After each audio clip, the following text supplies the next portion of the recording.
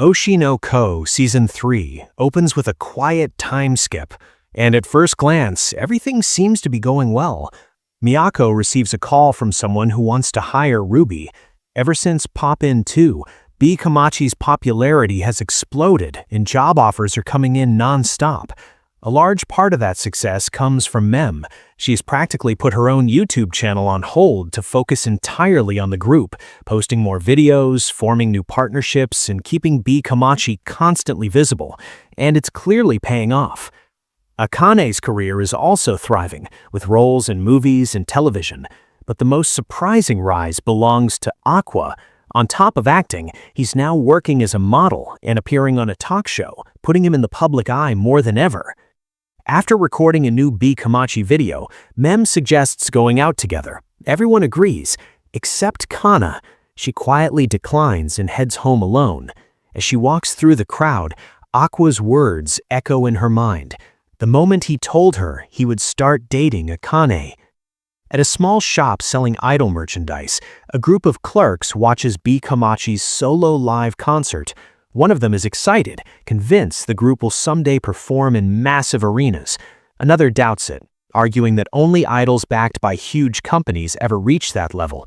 But an older clerk points out that the internet has changed everything. With enough fans and patience, even small groups can rise. Still, there's a harsh reality. Groups like Kamachi can disappear just as quickly as they rise. They notice Kana seems to have lost her shine, and Ruby doesn't feel like the same person anymore. After the concert, Kana asks Miyako to drop her off somewhere else.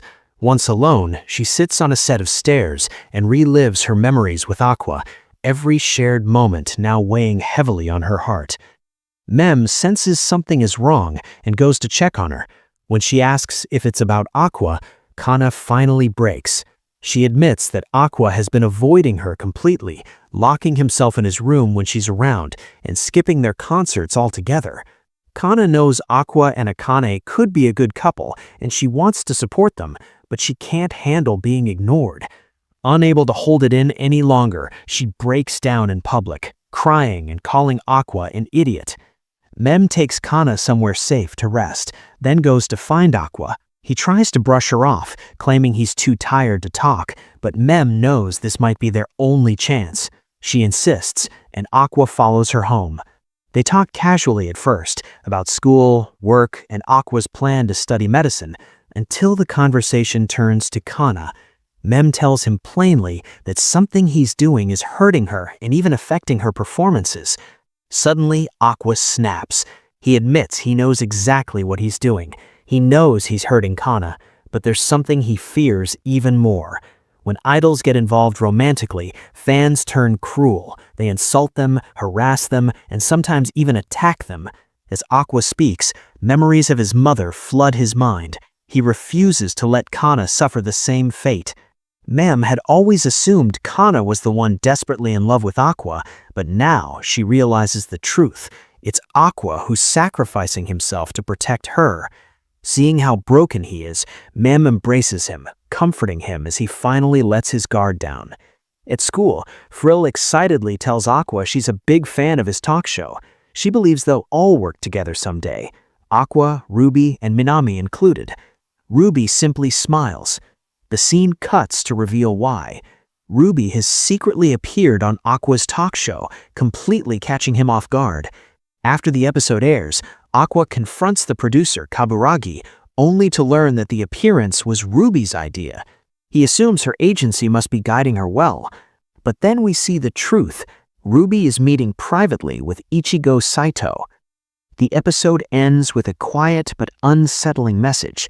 The episode begins with Ruby Hoshino confronting Ichigo Saito. Ruby follows Ichigo and directly asks him to stop avoiding her. Ichigo tells her to leave him alone and reminds her that he is no longer an agency president. Ruby refuses to back down and tells him that he was the person closest to her mother, Ai Hoshino, which means he is also the closest person to the truth behind her murder. Ruby demands to know who her father is. Ichigo angrily replies that he does not know and says that if he did, he would have killed the man himself. Ruby then asks asks for the contact details of everyone who was involved with Ai in the past. Ichigo refuses again, warning her that many of those people are now powerful figures. If Ruby angers them, the consequences would fall on Miyako, who is currently running Strawberry Productions. Ruby says she is becoming famous herself. Ichigo mocks her, saying she is still unknown and that no tabloid would even care if she caused a scandal. Ruby then proposes a deal. She says that once she becomes famous enough that those people want to meet her, Ichigo must introduce them. Ichigo agrees and calls it a promise. Ruby then asks Ichigo to teach her how to promote herself. Ichigo refuses at first,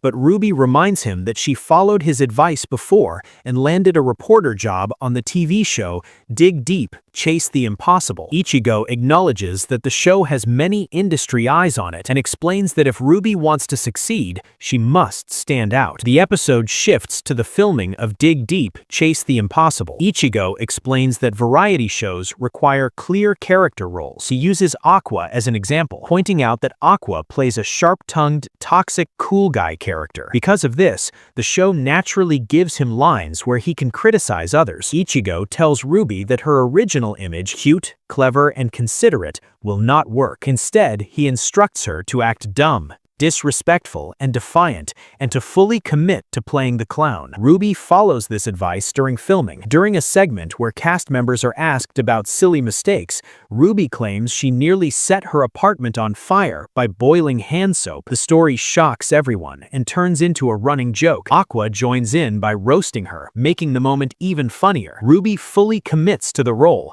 allowing herself to be called stupid on air. The cast realizes she is extremely good at this character. Behind the scenes, Ichigo notices that Ruby is being guided by someone and acknowledges that she can be used effectively in future segments. Ichigo then gives Ruby another important lesson: be nice to assistant directors, because they will become directors in the future. Ruby takes this advice seriously and starts treating assistant director Yoshizumi very kindly, bringing him tea, chatting with him, and showing concern for his health. Yoshizumi becomes confused and flattered. The episode then focuses on the harsh reality of TV production. Yoshizumi is shown being yelled at by his superiors for delays, permissions, and failures. Ruby overhears explanations about how variety shows are structured, how directors lead units, and how assistant directors do all the hard labor. The staff explains that budgets are shrinking, staff numbers are lower, and overtime is common. The show plans a new segment about cosplayers,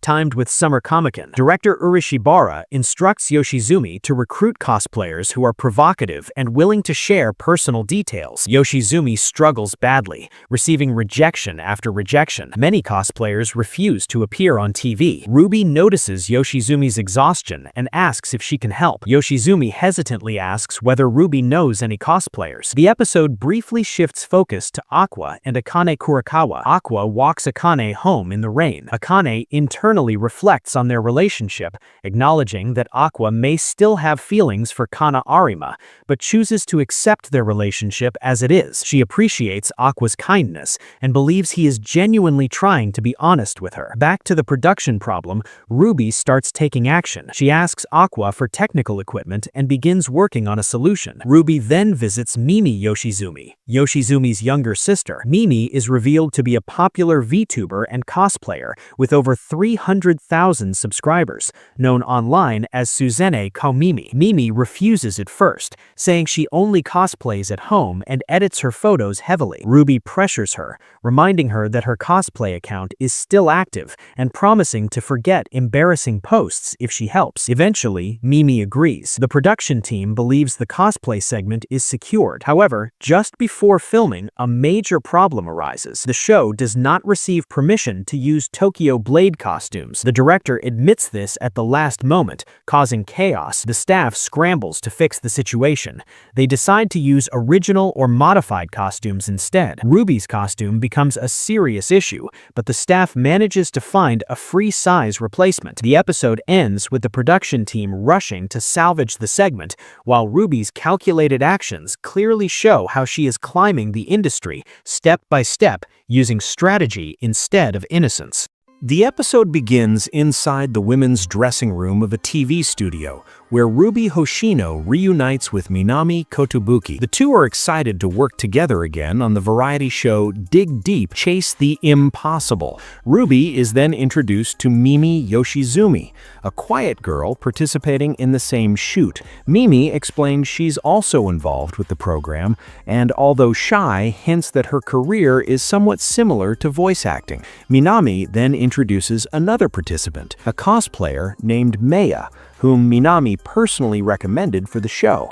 Maya specializes in cosplaying shonen manga characters and recognizes Minami from her pinup work. Their conversation quickly turns awkward when Maya mentions that much of her content is R18, which surprises Ruby.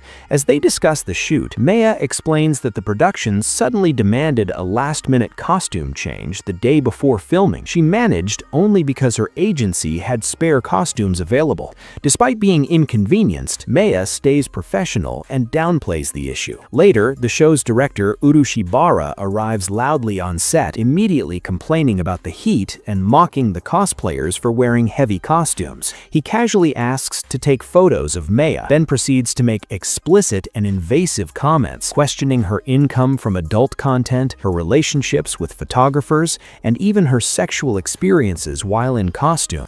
Maya is clearly uncomfortable, but endures the situation until the interview ends. After leaving, Maya vents her frustration online. On social media, she posts a long tweet criticizing the show for its disrespect towards cosplayers, the sudden costume change, and the inappropriate questions she was asked. She explains how much effort cosplay requires, how hurt and betrayed she feels, and announces she is considering quitting cosplay entirely. The tweet goes viral instantly, receiving millions of views and triggering massive backlash against the show. Viewers condemn the staff, accuse the director of harassment, and declare that television is outdated and abusive. Later, the production staff desperately contacts Maya and asks her to delete the tweet. She refuses and directly confronts them, explaining that she takes pride in her work and that being asked sexually invasive questions without warning crossed a clear line. She also reveals how she once struggled financially and turned to adult content as a last resort, making the show's treatment even more insulting. She emphasizes that the costume issue hurt her the most because she had worked all night to prepare a Tokyo Blade cosplay at the show's request, only for it to be discarded at the last minute. She states clearly that she tweeted not out of malice, but to protect other cosplayers from similar treatment. Inside the studio, management decides to cancel the cosplay episode and considers issuing an apology. Director Urushibara dismisses Maya as an attention seeker, but assistant director Yoshizumi pushes back, warning that this behavior is no longer acceptable in the modern era. Then, Urushibara delivers a blunt speech about television. He claims that Dig Deep exists specifically to push boundaries that broadcast TV can't, that controversy and immorality are inseparable from entertainment, and that he knowingly plays the role of a problematic director just to survive in the industry. Despite admitting fault over the costume issue, he insists the system itself is broken. Yoshizumi later reflects on her own future, expressing despair over the exploitative nature of the industry and her fear that freedom doesn't exist even at the top. As public outrage grows, Yoshizumi becomes afraid she might be fired. That's when Aqua Hoshino approaches her with a proposal. Aqua pitches a special episode of Dig Deep, one that directly addresses the controversy. The idea is to turn the scandal into content by investigating the incident itself, inviting Maya into the studio, and openly confronting the mistakes made by the production. The staff agrees. The special episode airs with Aqua as a guest, Maya appearing in person, and the show openly acknowledging the backlash. The hosts apologize to Maya and invite her to explain what happened from her perspective. Maya details the inappropriate questions she was asked and explains that sexual topics require trust and consent. Without respect or warning, such questions become harassment. However, she admits that after hearing the staff's side, she no longer feels as angry, as long as changes are made. The episode then investigates the Tokyo Blade cosplay rights issue. Aqua explains that permission was assumed but never properly confirmed due to poor communication. The licensing team reveals that Tokyo Blade requires strict approval, often involving the creator directly. To clarify further, Kana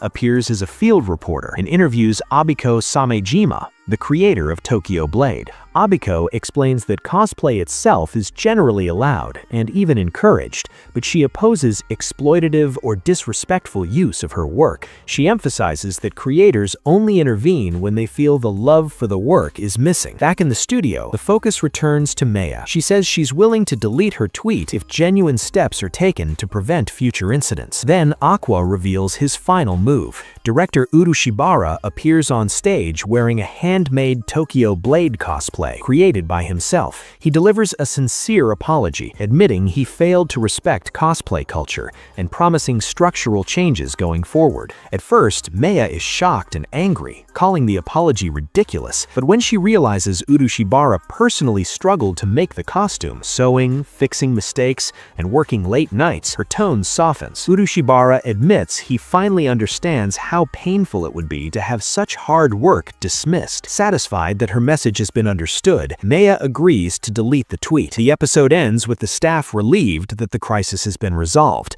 the cosplay episode salvaged, and Dig Deep continuing as before. In the final moments, Aqua quietly questions Ruby about how much of this entire incident she orchestrated behind the scenes. Ruby denies everything.